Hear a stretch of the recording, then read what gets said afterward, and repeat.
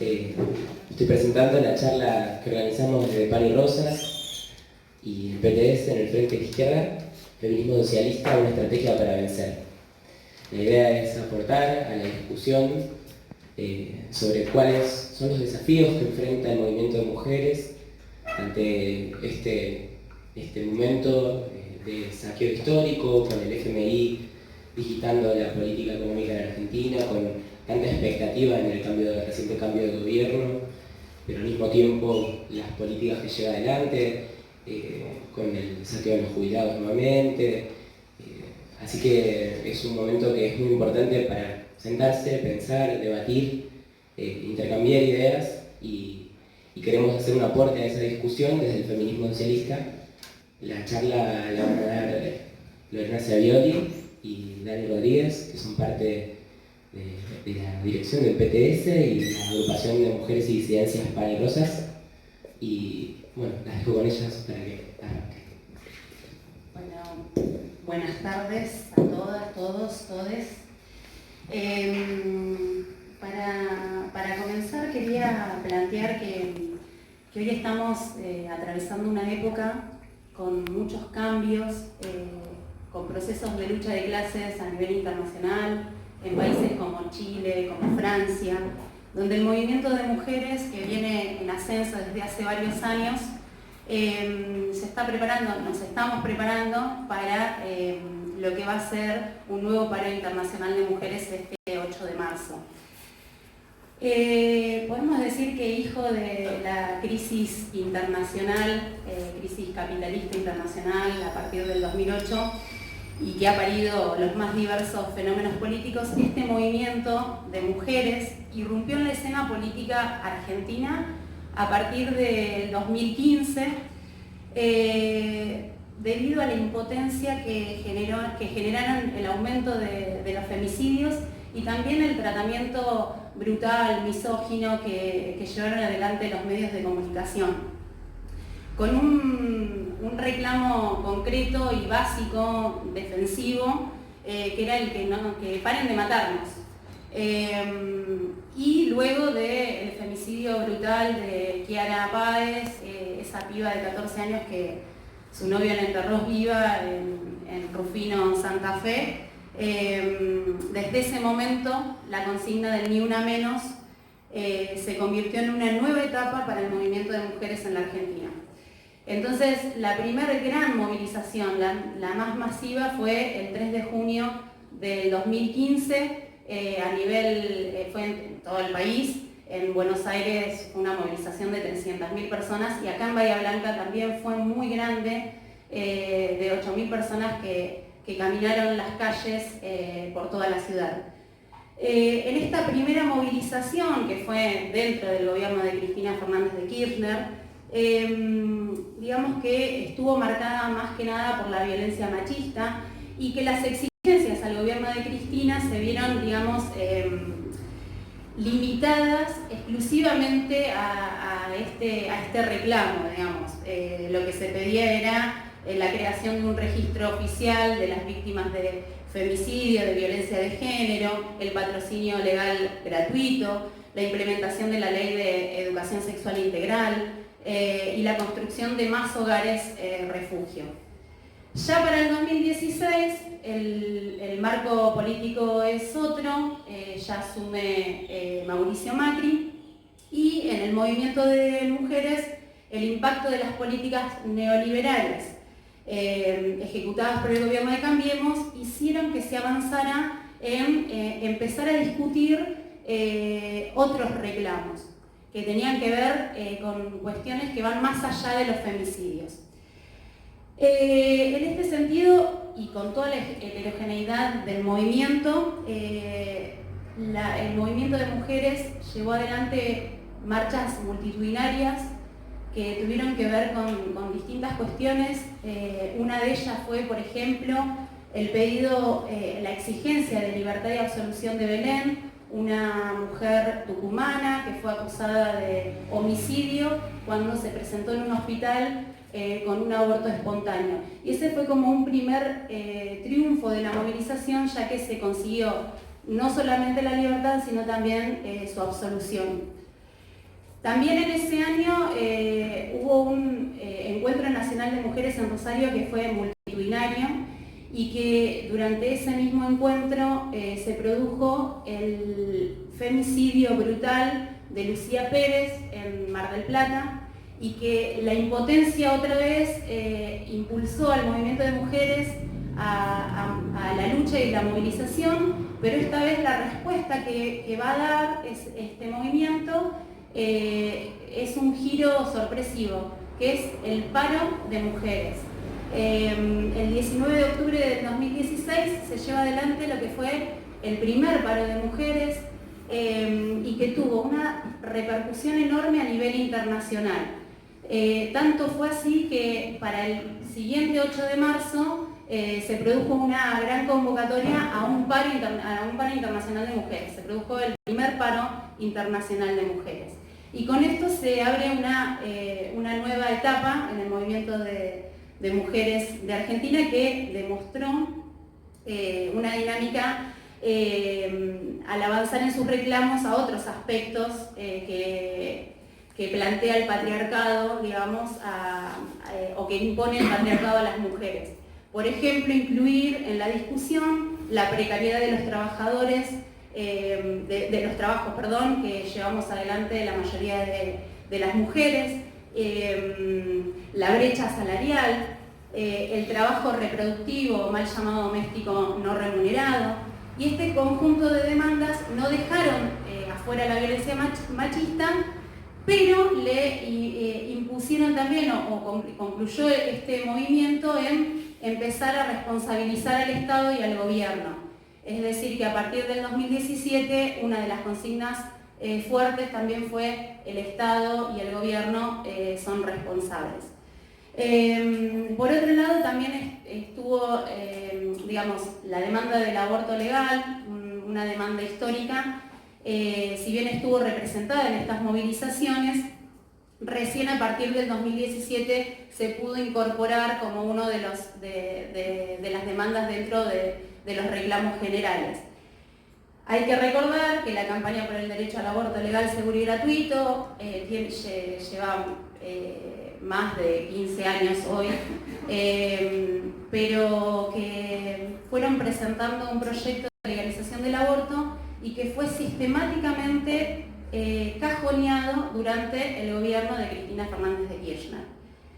Durante el gobierno de Macri, no es que Macri, o sea, lo que primero planteó fue que no era un debate que pudiera llevarse al Congreso o que no iba a tener ningún tipo de resultados. Sin embargo, a partir de lo que fueron, hizo una lectura Macri, y en el 2018, en la apertura de las sesiones de Congreso, planteó que iba a poder debatir, se abrió el debate para que se dé en el Congreso, teniendo en cuenta lo que habían sido las grandes movilizaciones de diciembre del 2017 en contra de la reforma previsional, que de alguna manera frenaron lo que iba a ser la reforma laboral, y también se había dado el 19 de febrero del 2018 el primer gran pañuelazo, un histórico pañuelazo que fue masivo a nivel nacional. Desde ahí, ese 2018 estuvo marcado por las grandes movilizaciones de la Marea Verde. Se debatió en el Congreso, se conquistó una media sanción en diputados, pero 2 meses después de eso, el Senado reaccionario terminó vetando o votando en contra de las millones de mujeres que habíamos salido a la calle. En ese sentido, la Iglesia no escatimó en ningún tipo de artilugios, negociaciones, presiones, incluso con amenazas, y con las millonarias partidas presupuestarias que obtiene del Estado, llevó adelante una campaña y una operación misógina, antiderechos, patriarcal, para conseguir que el aborto siguiera siendo clandestino y que no hubiera ningún triunfo de las millones de mujeres que nos movilizamos durante todo el año. Por eso está bueno decir que la primera conclusión que saca el movimiento de mujeres dudas es que si queríamos pelear por todos nuestros derechos, no lo íbamos a poder no lo vamos a poder hacer si no separamos la Iglesia del Estado. Y ese es el canto que se escuchó a partir de ese momento en todas las calles del país y que hoy es uno de los reclamos más fuertes, que era un reclamo histórico de la izquierda en general, pero que hoy millones de mujeres lo han tomado en sus manos. Pero bueno, también hay que decir que la Iglesia en esto no estuvo sola, sino que todos los partidos tradicionales aportaron su voto para que se votara en contra, desde Cambiemos hasta el PJ, incluyendo al Frente para la Victoria. Bueno, no podemos negar, de todas formas, que el movimiento de mujeres en Argentina ha tenido el mérito de ser vanguardia y disparador de la enorme movilización por Ni Una Menos y hasta por la legalización del aborto en todo el mundo. Sin embargo, tampoco podemos negar que al interior del feminismo y del movimiento de mujeres hay distintas posiciones, distintos puntos de vista, distintas posiciones políticas, perspectivas de clase, prácticas y estrategias diferentes. Algunas de las corrientes que hoy vuelven a tomar vigencia, digamos, que surgieron en los años 70, en la segunda oleada del feminismo, por ejemplo, las feministas radicales, que proponen un combate cultural al patriarcado mediante el cuestionamiento de prácticas naturalizadas, lo que llaman la deconstrucción de las prácticas machistas. Por otro lado, igual tienen matices dentro también de estas corrientes, yo lo planteo más en general. El feminismo liberal, por otro lado, tiene más bien la lógica de pelear por reformas dentro del sistema para conseguir la igualdad entre los géneros, ya sea en el plano laboral, de cargos públicos, en el Parlamento. Y acá quiero hacer un paréntesis porque nos vamos a detener en otra corriente del feminismo que también surge, que va a surgir al calor de lo que fue, digamos, la derrota del proceso que se dio entre el 68 y el 82, esta segunda oleada feminista que se inscribe en un proceso de movimientos de masas radicales que aspiraban a transformarlo todo, que cuestionaron al patriarcado, al capitalismo, al imperialismo y hasta cuestionaron a las burocracias estalinistas. Y que, fue una derrota que fue coronada por el desarrollo de mayores mecanismos de control social y de fragmentación de la clase trabajadora. Esta derrota y la ausencia de un horizonte revolucionario durante más de 3 décadas de ofensiva neoliberal abrió paso a múltiples enfoques teórico-políticos en donde los mecanismos de control y poder se vuelven algo omnipresente, deshistorizado y prácticamente desligado de los estados y sus burguesías. Esta operación borró del horizonte la perspectiva de terminar con el sistema capitalista y reorganizar la economía y las relaciones sociales en función de las grandes mayorías y no de un puñado de millonarios. De esta forma, las masas tuvieron que limitarse a defender su ración de subsistencia diaria de los capitalistas. Es decir, que la estrategia, como decía Ben Said, quedó reducida a cero. La revolución se empezó a percibir como una utopía, lo que se constituyó en un triunfo de la cultura neoliberal. En este contexto, después de esta derrota, en Latinoamérica surgen los feminismos populares, que hoy tienen un gran peso dentro del movimiento de mujeres, por eso queríamos discutir con ellos. Que tienen la perspectiva de la resistencia ante la violencia machista y la creación de redes solidarias para hacerle frente a la precariedad de la vida. pero mayoritariamente con una perspectiva que no va más allá de la resistencia. La resistencia es un acto. No incluyen en su programa ni siquiera sus demandas mínimas, como fue el aborto, la legalización del aborto. Bueno, por su parte, el ciclo neoliberal introdujo la mayor heterogeneidad nunca vista de los explotados en el mismo movimiento. Es decir, la fragmentación entre hombres y mujeres no fue la única. También hay una división entre trabajadores permanentes y contratados, entre nativos e inmigrantes, entre formales e informales e incluso entre asalariados y no asalariados. Y estas son apenas algunas de las diferenciaciones jerarquizadas que se establecen entre los sectores oprimidos. Por eso, la propuesta populista de una sumatoria de las múltiples resistencias, de que a través de mayor cantidad de leyes y reformas es posible cambiar las condiciones de opresión, es utópica si no se parte de comprender el carácter de clase que tiene el Estado y que los antagonismos creados por la clase dominante entre los explotados son el fundamento de su fortaleza. En este sentido, contraponer la lucha de las mujeres a las de la clase obrera es tan inconducente como reducir esta lucha, digamos, con una estrecha visión economicista, la cuestión de la opresión de género a la del sistema capitalista. Bueno, imaginar hoy un movimiento feminista anticapitalista obliga a reconsiderar el sujeto político. Sin las mujeres asalariadas, que constituyen la mitad de la clase enormemente mayoritaria de la sociedad, no hay destino. No obstante, las mujeres asalariadas, con el conjunto de su clase, deben conquistar esa hegemonía sosteniendo las demandas de todos los sectores oprimidos, reconociendo las desigualdades en las propias filas, para dirigirlas contra el orden capitalista en la lucha por el poder.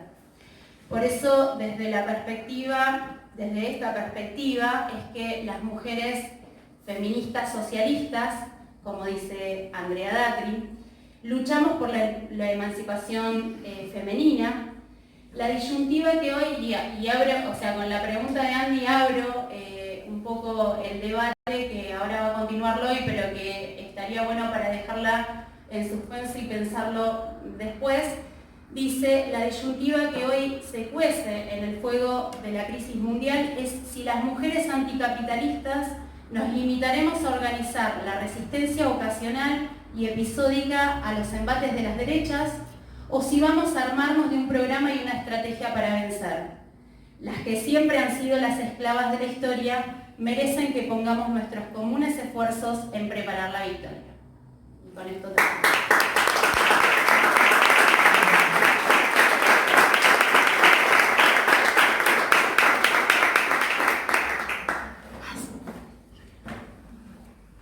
Bueno, por ahí retomando algo de lo que había planteado Dani anteriormente, la realidad es que en las luchas que se abrieron en América Latina y también últimamente en Europa con epicentro en Francia, ha mostrado un movimiento de mujeres organizado, y no solamente organizado, sino también contestatario.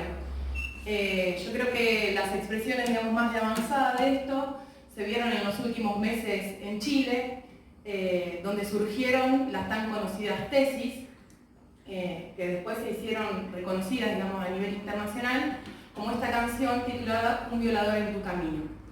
¿Alguien puede contarnos más o menos de qué se tratan estas tesis, a quiénes estaban dirigidas en el proceso chileno?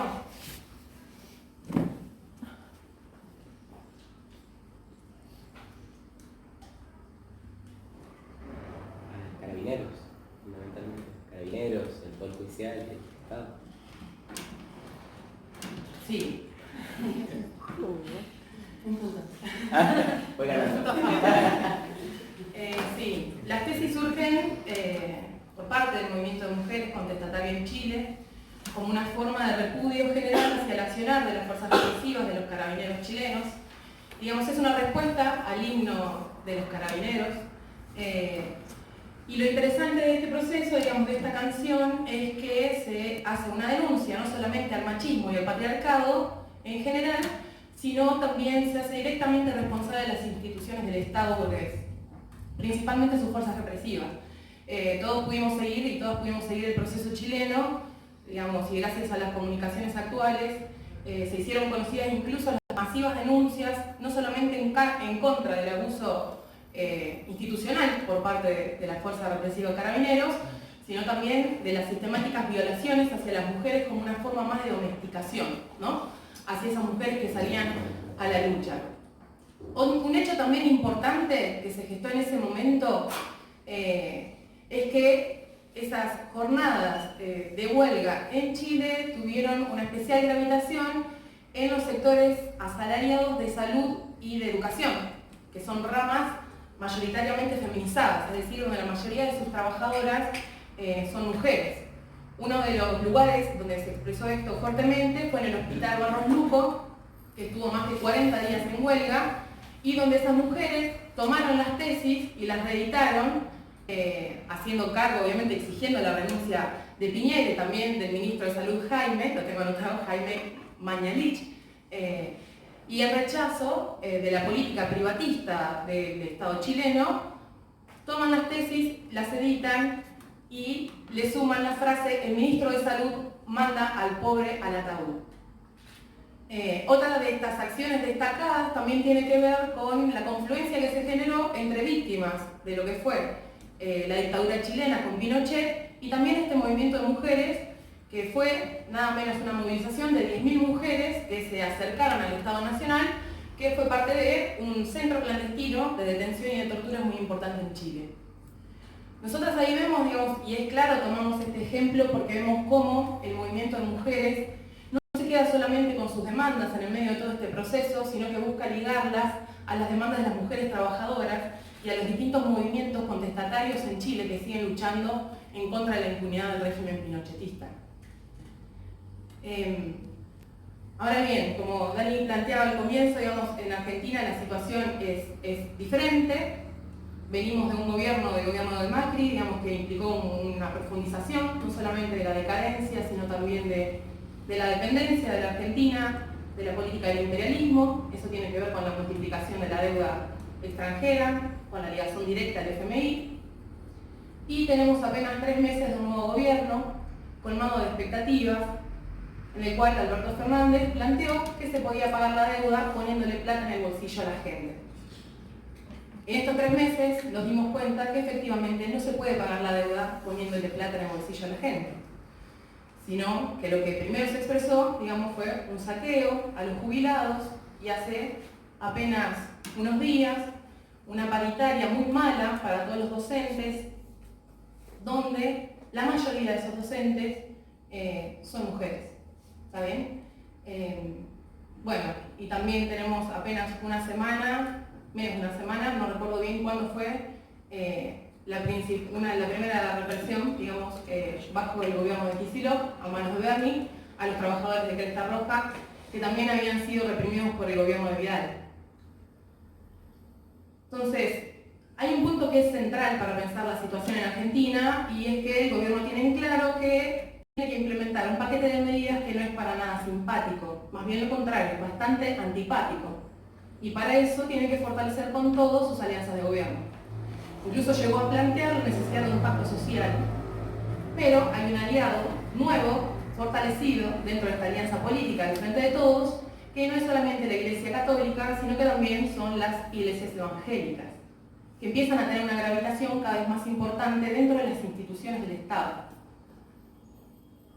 Incluso el gobierno, no solamente que busca bajar el salario en general de todos los trabajadores, sino que, teniendo una memoria reciente de lo que fueron los hechos del 2001, tiene una política muy activa, una política que la llama la lucha contra el hambre, que la viene desarrollando a nivel nacional.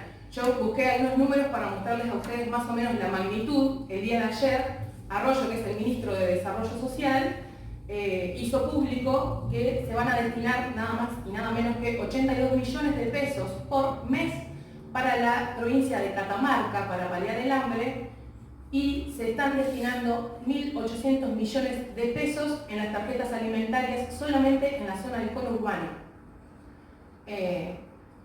Yo buscaba estos datos para que tomemos noción de que efectivamente es una política activa del gobierno y que tiene una intención clara, que es mantener a la clase obrera maniatada a través de la burocracia sindical, que es un principal aliado estratégico, mientras empeora las condiciones de vida, pero al mismo tiempo tratar de que no estalle nuevamente ese sector que colmó las calles en el 2001, que son los sectores más hambriados por la crisis.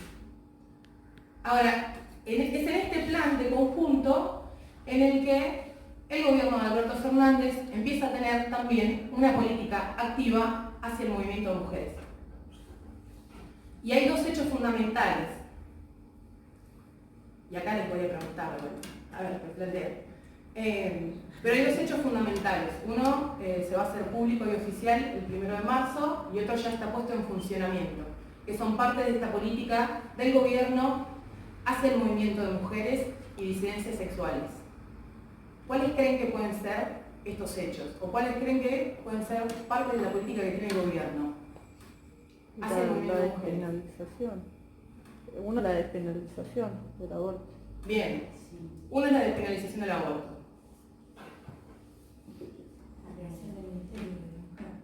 Y la creación del Ministerio de la Mujer. El Ministerio de la Mujer, diversidades, género y diversidad, es el primer ministerio que tiene esta política en la historia de la Argentina. ¿Está bien? Yo no sé si ustedes pudieron ver la presentación que se hace de este ministerio. Es una presentación que está escrita por Alcorta, que es la ministra. Yo les quiero leer una parte porque me parece muy impactante cuando lo leí. Dice: el Ministerio de Mujeres, Género y Diversidad nace desde las bases de las plazas y de cada encuentro colectivo. Nace de la exigencia de justicia en cada marcha militante. Nace de una demanda por más y mejores políticas públicas y nace por la comprensión histórica de un Estado que recoge esa demanda y la traduce en reacción urgente para caminar sin dilaciones hacia la igualdad de oportunidades para todas las personas. En Argentina hace más de 30 años que se realizan encuentros plurinacionales de mujeres y personas LGTB, en los que se construye conocimiento de manera colectiva. Se debate en horizontal y se exige al Estado que dé respuestas, para poner fin a las desigualdades y a toda forma de violencia machista. Desde el año 2015, el movimiento Ni Una Menos fortaleció aún más este pedido colectivo, protagonizado por un movimiento feminista plural, diverso, disidente, heterogéneo y empoderado. La presentación continúa. A mí me parece que esta es una de las políticas centrales, y es lo que venimos planteando, y lo que estamos discutiendo con las compañeras de Pan y Rosas, y que no nos parece una casualidad, digamos.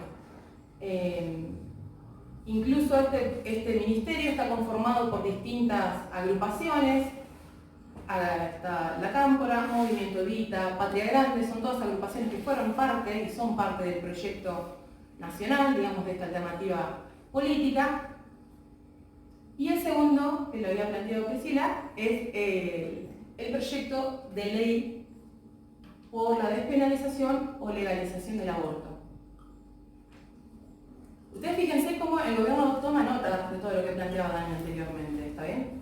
Nombra los encuentros nacionales de mujeres, nombra las movilizaciones masivas del 2015, nombra los fenómenos de Ni Una Menos.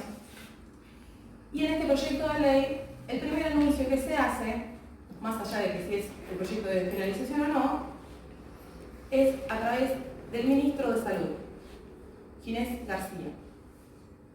¿Qué dice? ¿Qué dice el ministro de Salud? ¿Alguien lo escuchó? Libertad de conciencia. Sí. Sí, objeción de conciencia. Objeción de conciencia, incluso planteando que si una institución es religiosa pero no necesariamente forma parte de una institución que responde directamente a la Iglesia, esa institución se puede negar a hacer la práctica del aborto. Eso ya estaría incorporado directamente en el proyecto de ley que enviaría el Gobierno Nacional al Parlamento.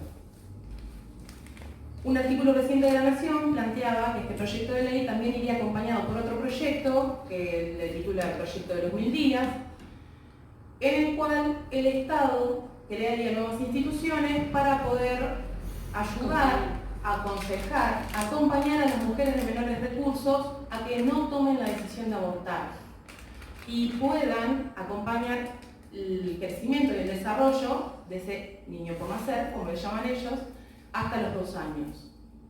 Realmente nosotros creemos que en esas instituciones también la Iglesia, ya sea la Iglesia católica o las iglesias evangelistas, van a tener una gravitación importante.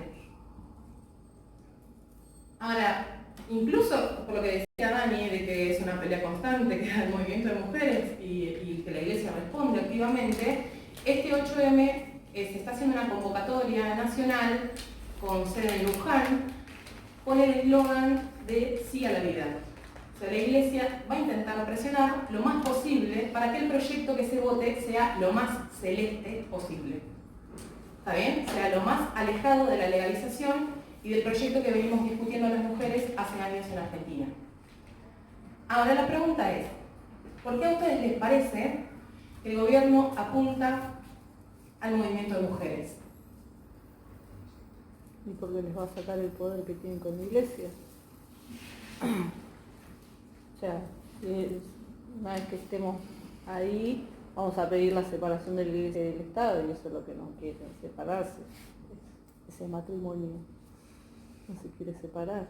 También, y está buenísimo eso que dice el PRI, pero también pensando en lo que decía Dani sobre cómo Macri manda el proyecto al Congreso luego de las marchas contra la reforma previsional, que fueron un problema para el plan de gobierno de Macri, me parece que también puede haber una preocupación de que ante la profundización de la crisis y la perspectiva de que van a tener que pagar la deuda, haciendo un gran ajuste, lo que no quieren es que haya movimiento de lucha en las calles que esté enfrentando al Estado. O sea, no quieren ese choque entre el movimiento de mujeres y el Estado, que fue lo mismo que llevó a Macri a mandar el proyecto al Congreso así intempestivamente, después de siempre ser un antiabortista. Bien, por lo que decía Dani, yo entiendo que hubieron 2 picos muy importantes del movimiento de mujeres más allá de su masivo, o sea, de que realmente se volvió una marea verde. Uno es cuando sale el triunvirato de la CGT a decir, no señoritas, el aborto legal no se va a pagar de las obras sociales de los trabajadores. El movimiento de mujeres organizó una movilización a la sede de la CGT y le exigió un paro nacional. ¿Está bien? Eso es un aspecto para mí muy importante, porque es ahí donde el movimiento de mujeres toma también las reivindicaciones de todas esas mujeres trabajadoras, que somos la mayoría de las precarias, que somos las primeras en ser despedidas y la mayoría de las desocupadas. El segundo punto lo planteaba también Dani, lo desarrolló anteriormente. Cuando no se logra la conquista del derecho al aborto después de senadores, el movimiento de mujeres empieza a cuestionar esa institución tan retrógrada de la burguesía y empieza a desarrollar y a hacer masiva la consigna de la separación de la Iglesia y del Estado. Entonces, esta política hacia el movimiento de mujeres es una política de intentar estatizarlo. ¿Qué queremos decir con esto? Digo, muchas compañeras se preguntarán, ¿no? ¿Por qué ahora Panes Rosas va a discutir una vez que existe un ministerio de mujeres, una vez que se va a plantear la despenalización del aborto? ¿Por qué planteamos que hay que tener cuidado y que esto puede ser algo negativo? Primero, tenemos que tener en claro, las compañeras que somos parte de Panes Rosas y que venimos siendo parte de las asambleas y del 8M y del 3J, que nosotras les hacemos todas las exigencias al Estado para que el Estado garantice todos nuestros derechos. Le exigimos al Estado la gratuidad del aborto legal, le exigimos al Estado que cumpla con el cupo laboral trans y que garantice de una vez la educación sexual en las escuelas. Ahora bien, bajo ningún punto de vista vamos a permitir que un gobierno tome las reivindicaciones de las mujeres para ir en contra de todo lo que hemos conquistado. Como bien lo decía la ministra en su carta de presentación, el movimiento de mujeres ha conquistado instituciones propias que son autónomas y fueron autónomas de todos los gobiernos hasta hoy.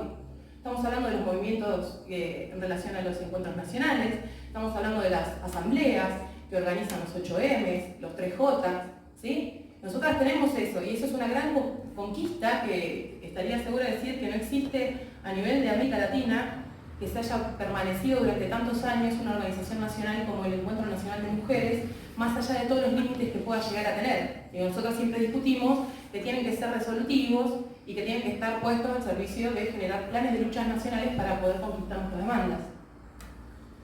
Ahora bien, efectivamente, como decía Facu, las expectativas del gobierno son bajar las expectativas del movimiento de mujeres. Es decir, que ese movimiento de mujeres que copó las calles una y otra vez, incluso después de que no logra la sanción del derecho al aborto, no se transforme en lo que mostró Chile. Es decir, que evitar que ese movimiento se pueda transformar en una punta de lanza y que empiece a cuestionar no solamente los derechos adeudados, sino la miseria a la que le están destinando con el pago de la deuda, con el ajuste sistemático y con el saqueo. Evitar que ese movimiento de mujeres se vuelva hegemónico para otros sectores de la sociedad. ¿Está bien? Por eso nosotros planteamos que si hoy existe un Ministerio de la Mujer de Diversidades, tiene que ver con una conquista del movimiento de mujeres y no con algo que el Estado nos quiere regalar o que un gobierno que se dice progresista nos quiere otorgar. Cualquier gobierno que se diga progresista en Argentina hoy, efectivamente, tiene que reconocer las demandas de las mujeres si es que mínimamente quiere mantener su alianza con la Iglesia. ¿Está bien? Que como yo les decía anteriormente, es la que pisa fuerte y organiza los sectores más empobrecidos de la clase. Esta política de despenalizar por un lado y de pensar en un proyecto de los 1000 días donde la Iglesia puede intervenir, también es una forma de separar al movimiento de mujeres de los sectores más explotados de la clase trabajadora. ¿Está bien? Eso también lo tenemos que tener en cuenta. Fíjense el nivel de estatización que significa esto y de retroceso para un sector del movimiento de mujeres, que agrupaciones como Patria Grande, que hace apenas en el gobierno kirchnerista, de Cristina, se dedicaba a criticar lo malo y apoyar lo nuevo, hoy ocupan el principal rol ministerial. ¿Está bien? La ministra pertenece a Patria Grande y así a muchos cuadros de esta organización. Grabois salió hace unos días nada más a decir que está en contra de la legalización del aborto. En ese punto, a nosotras nos parece importante discutir cómo lo vienen planteando también las compañeras, un sector de las compañeras de la campaña por el derecho al aborto, que hoy el proyecto está en las calles. Pali Rosa sigue apoyando e impulsando la presentación y exige la aprobación inmediata del proyecto que ya hemos discutido y que contempla todas nuestras necesidades. Así que bueno, compañeras, la idea era hacer una pequeña presentación. Si quieren ahora podemos hacer un pequeño corte, porque está haciendo bastante calor. Y empezar a discutir entre nosotras en pequeños grupos algunas preguntas que nosotras preparamos. La idea es que hagamos grupitos, que trabajemos con esas preguntas, que después se puedan dar las respuestas, las conclusiones, y a partir de ahí sí cerrar la charla para que realmente sea una charla de debate. ¿Les parece bien? ¿Hacemos eso?